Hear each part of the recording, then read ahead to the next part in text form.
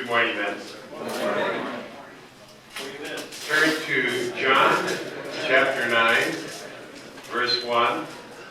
And let me give you a little update on where I've been. I decided I needed to take a couple of weeks and sort of, I don't know what, sequester myself, whatever the right way of saying it is, and finish off the book manuscript on the Christian man. And then Patsy and I, for 6 months, had planned a wonderful vacation to Glacier National Park, and we had a great time there. And then last week, Thursday, she had a back surgery, which is scheduled. So she was in the hospital 5 days. She's home. We have one of those decompression and infusion kind of deals in the lower back. She's doing fine, and so we've been taking care of her for the last week or so. And so anyway, I have to say that, God, it's hard to picture my life without being part of this Bible study. Okay, let's go ahead and do a shout out this morning to Monday Night Men. I kind of like this name. This is like a really good name, Monday Night Men. I mean, you know, it's like Monday Night Football. And Kent Koch, I hope it's Koch, is the leader in Grand Island, Nebraska. Anybody here from Nebraska? 15 men have been meeting with us for about 6 months on Monday nights, 8 p.m. Kent writes, our goal is to better ourselves as men, husbands, fathers, and God-following leaders. What a great vision, Kent. So I wonder if you would join me in giving a very warm and rousing man in the mirror. Welcome to Monday Night Man.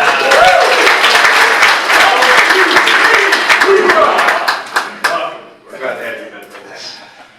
All right, so you should be at John chapter 9, verse 1. The title of the day, well, we're going to finish my little part of this Jesus Unleashed series here this morning. The title of this talk, This Bad Thing Could Easily be the best thing that ever happens to you. I did not ever put to you on the slide.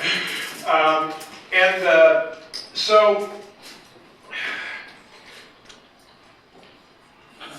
I don't know what the bad thing is that is part of your narrative that influences who you are and how you think and how you act and how you interact with other people. But most of us have some bad thing that weighs us down. Some big, chunky, bad thing that's happened or is happening in our life. It's a bad thing. It might even be the worst thing that's ever happened in your life. And it doesn't seem like it has any solution. And guess what? It may not even have a solution in this life. But the result is that it, from time to time, can leave you feeling hopeless. Can feel you hopeless. And so it could be a health problem, as in the story we're going to look at today. Or it could be a money problem, either not enough or too much. Or it might be a relationship problem, something that is unreconciled and seems irreconcilable. Whatever the right word is. And if this thing is chronic, then you probably have had, not probably, you have certainly had one or more of these kinds of thoughts. I wonder if I'm being punished for something that I've done in the past. I wonder if there must be some sin that I've committed that I can't remember, that I haven't confessed, that's holding me back here. Maybe I just don't have enough faith. Maybe I just don't have, I read about these stories in the Bible, maybe I just don't have enough faith. You know, whatever's happening to me, it's my fault. It's my fault. And so some of us are riddled with guilt and shame. some of us have done things for which it would be appropriate, but also some of us are riddled with guilt and shame for things that we have not been responsible for. And no doubt, the man in this story today had very similar questions. So let's look at the story, what happened and why. So we're going to begin John 9, verse 1, and we're just going to first answer the question, okay, what happened? What happened? So Jesus was going along and he saw a man blind from birth. Now, just stop right there. I mean, and elsewhere we read in this text that he was a beggar, so he's poor. He was born blind, and his name is not even mentioned in the story. So he's such an inconsequential person. Everybody knows him, but nobody knows his name. Basically, that's what's possible here.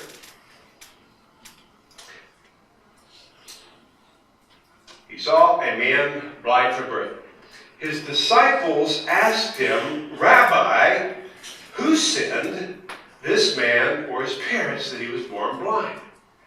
So, notice that it wasn't the unbelieving part of the audience that was asking the questions that we were asking earlier. There was confusion on the part of the disciples. The disciples are asking, who sinned that this man was born blind? Is it his sin or is it his parents' sin? And that was the prevailing theology of that time. I guess it's the Ten Commandments, but anyway, where the sins of the fathers are visited to the third and the fourth generation. And so there were reasons why people thought that when something was going wrong with somebody, it was because obviously they had sinned, or their parents had sinned. And then Jesus says this. He says, neither this man nor his parents sinned. Now, parentheses, Jesus is not saying that they were not sinners. Everybody's a sinner. But with respect to this man being born blind, he is saying, neither this man nor his parents sinned, said Jesus, but this happened so that the work of God might be displayed in his life. And verse 6, having said this, he spit on the ground, made some mud with saliva, and then put it on the man's eyes. I wouldn't let you do that to me, but I would definitely let Jesus do that to me. In fact, I've been to this pool of Siloam, and it's at the end of Hezekiah's tunnel, and today it's kind of like this filthy little place. But for being familiar with the story, when I was there, I knelt down, and the water looked like, you could get malaria and typhoid and some HIV, something. But I did dip my finger in the water, and then I took off my glasses, and I just took the water, and I washed off. And so the man did what Jesus said. He went to this pool, and he washed, and then he went home. See, look at this. Look at verse 7. Go, Jesus said, wash. So the man went and washed, and he came home seeing. The hopeless situation. The dire, hopeless situation. There was absolutely no one on the face of the earth who thought that this would be possible. Of course, except Jesus. No one would have thought this hopeless situation.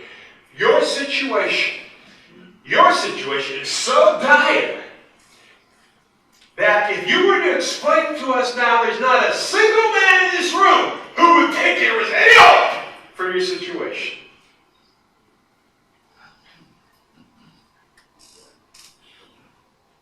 And so, that was the prevailing theology. And my question to you is this. Does your theology put limits on God that God doesn't put on himself? What What do you think? Yeah. I think for myself, as I've asked myself this question this week, most certainly, my theology definitely puts limits on God that apparently God doesn't put on himself.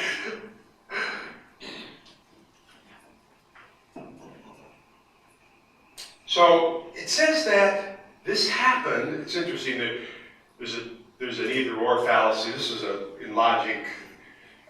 Who said this man or his parents that he's born blind? This in the logic, in the study of logic, is called the either-or fallacy, where it's either this or that. Like, hey, you stop beating your right hand.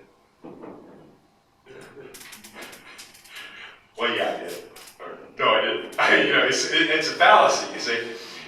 But there is a tertium quid, a third option, and Jesus proposes this. He said, this didn't happen because his parents sinned. He said, but this happened that the work of God might be displayed. So why? You see what happened? Why did it happen? It happened because Jesus healed him. Jesus is a healer. Jesus said, I came to seek and to save the lost. Jesus said, it is not the sick who need a doctor. It is not the healthy who need a doctor. It is the sick who need a doctor. When he opened up the scroll in wherever it was, he quotes Isaiah, and he said, I came to set people free. This is why I came. This is why I came. And so you have this man imprisoned in this blind body, in this blind beggar's body. Hopeless situation. And Jesus comes to display the work of God in his life. Jesus has come to display the work of God in our lives. He's come to put on display the work of God. What is the work of God? What is this work? We talk about it here all the time. It's total global conquest. That's the work of God. TGC. God is trying to take over the world. He is redeeming the world. He is the creator. He is the sustainer. And he is the redeemer of this world. And that is what he's doing. I say it all the time right here. The main thing that is always happening in this world is that God is sovereignly orchestrating all of the seemingly random, hopeless circumstances of our lives to bring us into right relationship with him and right relationship with each other. This is the work of God.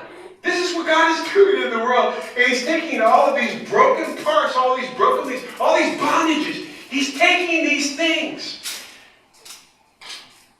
And by the way, you don't have to have faith for him to do this. Faith is part of it. It can certainly be a big part of it. This man didn't even know who Jesus was. They said, who did this? Well, not quite sure who did this, I think he was a prophet. Jesus did this because Jesus is taking care of everybody. He's taking care of believers. He's taking care of people who don't know him. He's taking care of everybody.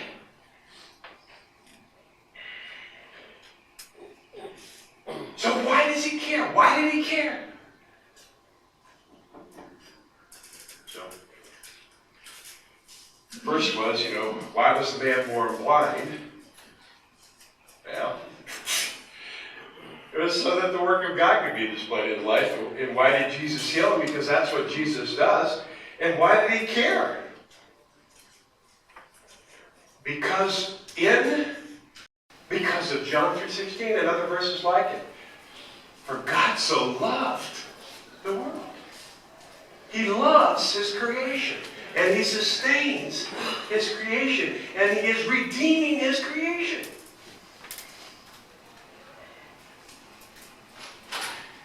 So Lady Gaga who I happen to like has, I think this could easily be her most famous song, but it's Born This Way, Born This Way. The first, and I downloaded the lyrics. I listened to it the other day, and I there were some parts of it that I couldn't understand, and now I realize it's because part of it's sung in a foreign language, but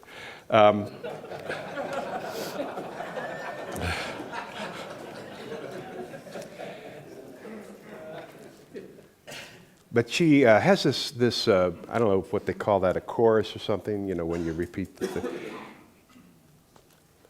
I'm beautiful in my own way, because God makes no mistakes. I'm on the right track, baby. I was born this way.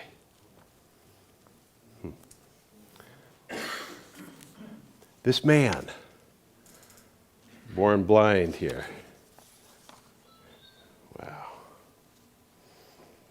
Maybe you have your own kind of blindness. Maybe it's a health problem.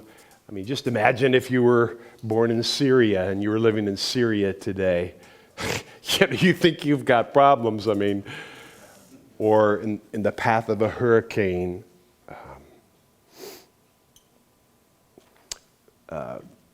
Maybe you're on the brink of bankruptcy and the economy's doing good and you look like, what an idiot am I that I can't even make it when the economy is good. So just let me ask you this question. Do you think that the bad thing that the chronic bad thing you've had to carry around, do you think that that is a bad thing or a good thing? Well, a bad thing is a bad thing. This is a mistake Christians made. They try to call things that are black, white, and yellow, green, and call it what it is. It's a bad thing. It's a terrible thing. It's obscene. The fall, I've said this before, the fall is an offense to human reason. It is.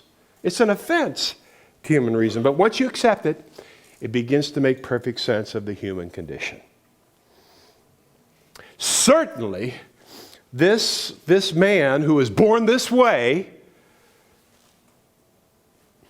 would have thought that what he was going through was a bad thing. But once he's healed, do you think that he would say that that was a good thing?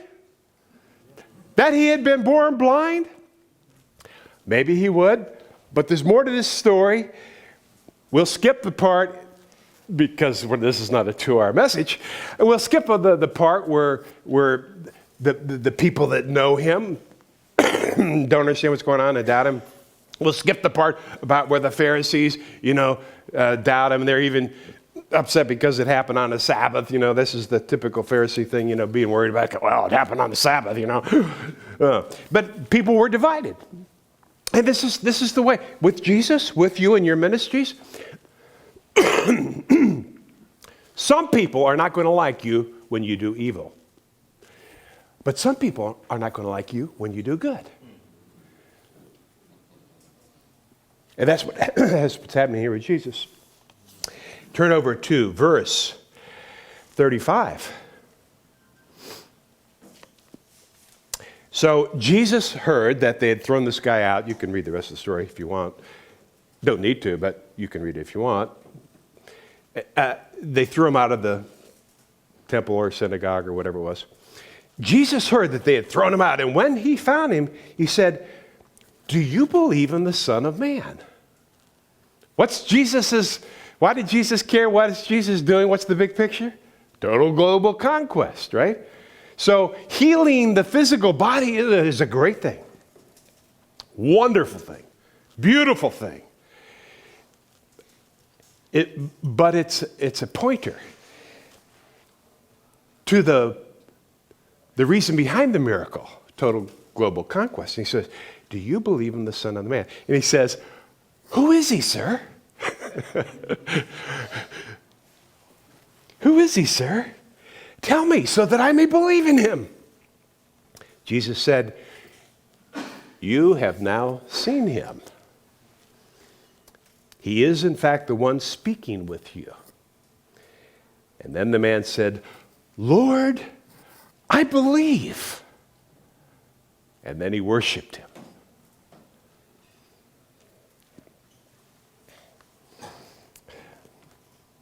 So he certainly at this point is thinking what happened to him is a very good thing. If you asked him, is this a bad thing or a good thing? He said, well, it was a bad thing, but now it's really like the best thing. I would say it's the best thing that's ever happened. Not only am I healed, I'm saved. And so the big idea today is this. This bad thing could easily be the best thing that ever happens to me. You just don't know. You think this is the worst thing that's ever happened to you. It's that farmer story, good news, bad news, who knows? Farmer finds a wild stallion. You've heard this story, I'm sure. Farmer finds this wild horse. Neighbor leans over the fence, says, wow, that's really good news that you found that horse.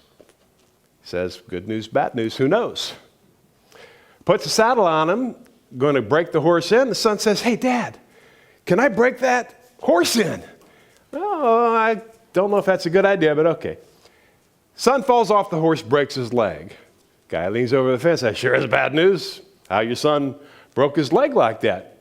Says, good news, bad news, who knows? War breaks out, and all the young men in the village are drafted into the military service except this young man because he has a broken leg. Man leans over the fence and says, wow, that sure is good news that your son broke his leg at just that time. Man says, good news, bad news, who knows? This bad thing could easily be the best thing that's ever happened to you. Easily be the best thing that's ever happened to me. And I have my list that I've been thinking about all week long, of course. 7 years facing every day, not knowing if I would be forced to go out of business. 7 years every day fighting that. Migraine headaches since I was a teenager. I can remember in the Army, before I had migraine medicine, I would take those powders. APCs? What? Army APC is what they gave us.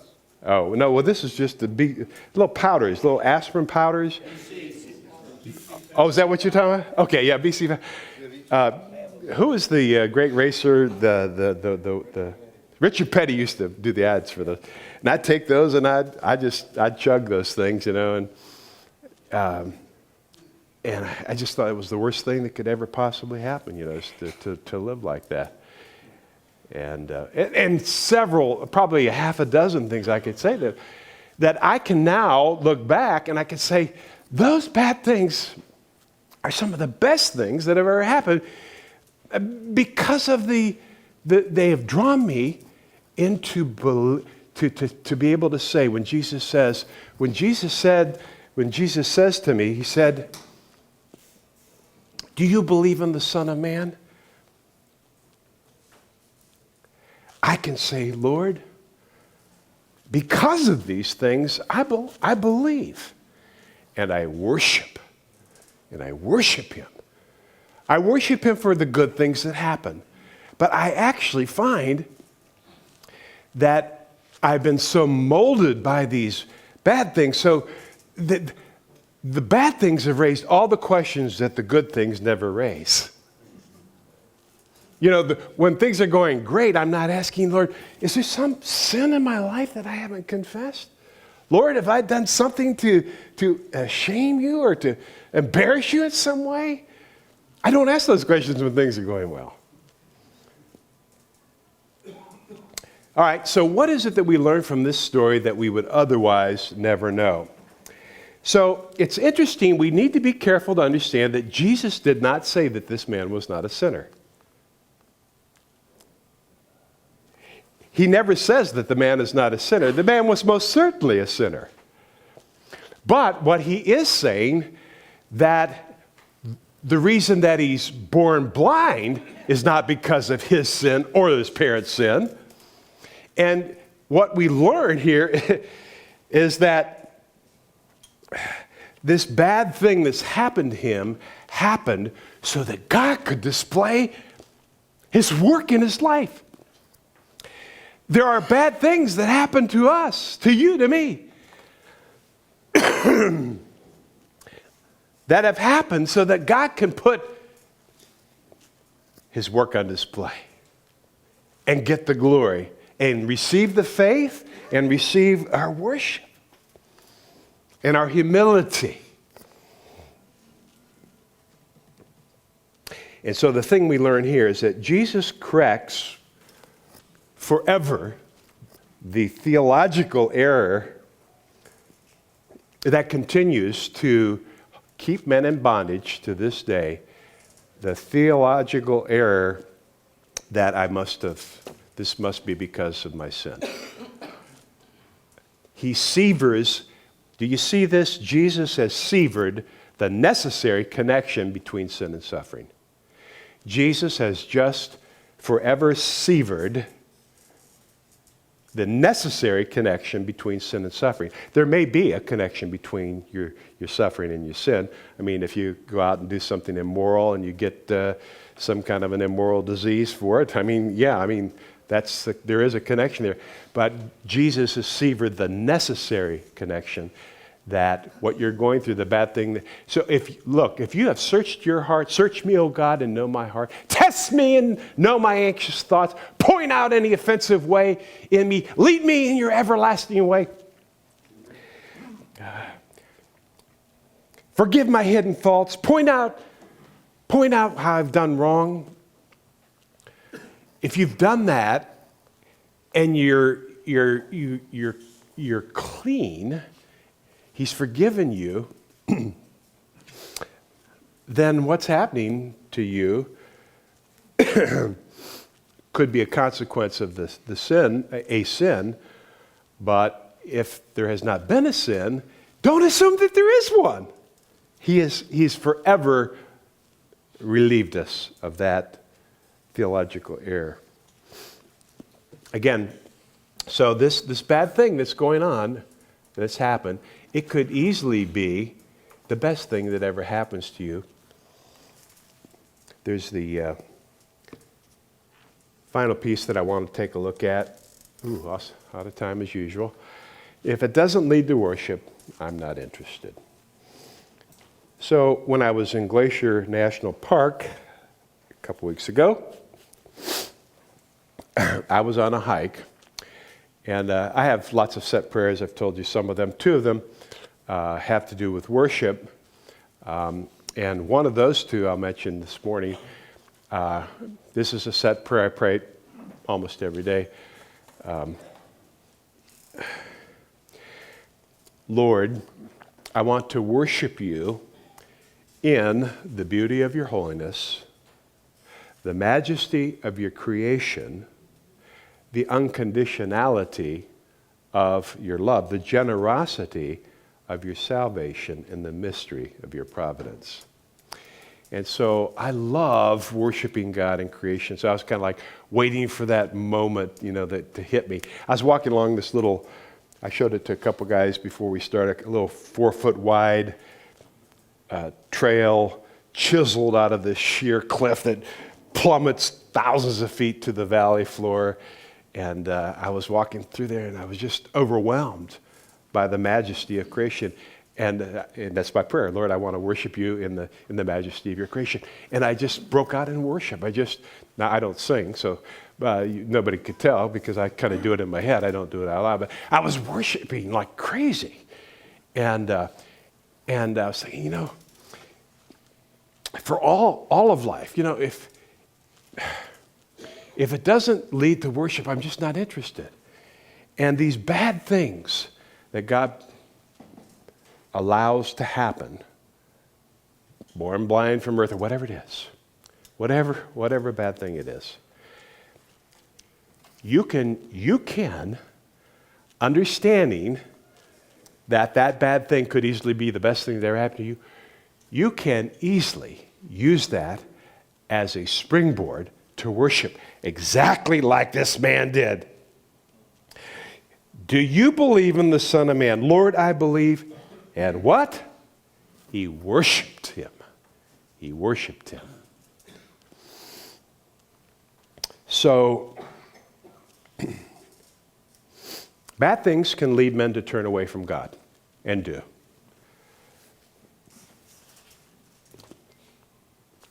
But bad things can also help men turn to God. And that's the way we want to use them. So I don't know what happened in Lady Gaga's life. I know that God loves her. Guess what? The Lord loves Lady Gaga just as much as he loves you and me. He does. And I think she would make a wonderful Christian.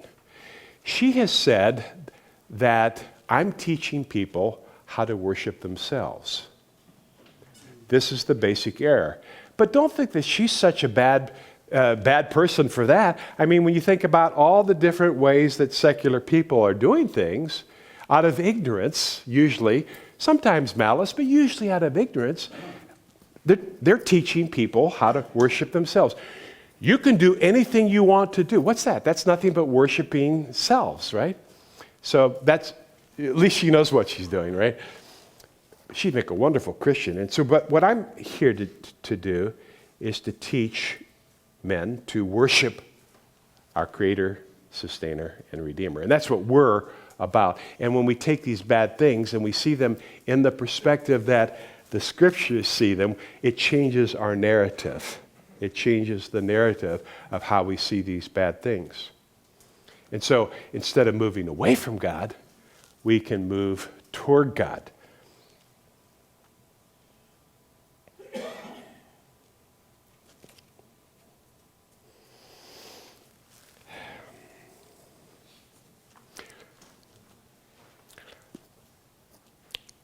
This well-known story, when you walk by a circus elephant, they have a little tiny rope wrapped around its leg, staked into the ground. I guess sometimes it's not even staked into the ground. And the elephant doesn't move away from the stake.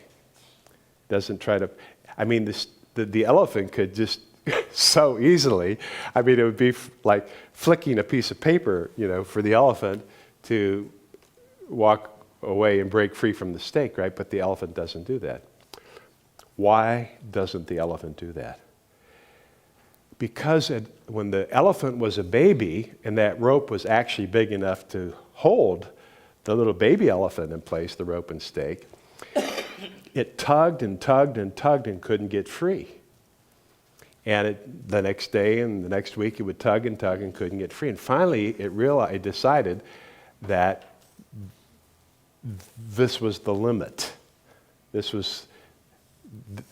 And so the adult elephant is in bondage and doesn't think it can move beyond where it is staked because it has made an error. It is thought that thing has them in bondage. And the takeaway for us today is that thing that you think has you in bondage, all you have to do is, with the help of Lord Jesus Christ, give it a little kick and set yourself free. Big idea of the day, this bad thing could easily be the best thing that ever happens to me. It doesn't mean that if you're born blind, you're going to be healed. But he can still set you free, and so that you can worship him. It could still, no matter whether you get fixed or don't get fixed, this could still be the best thing that ever happens to me. Let's pray. Our dearest Father, your word is overwhelmingly clear, even though it's difficult to get to that clarity sometimes. I pray that you would help each of us to grasp what's been said here this morning and the significance of it in our lives, and that we might be true worshipers of you in faith in such a way that others will have said, "Oh my goodness, I have seen the work of God put on display in his life." We ask this, Jesus, in your name, giving you the glory for your sake. Amen.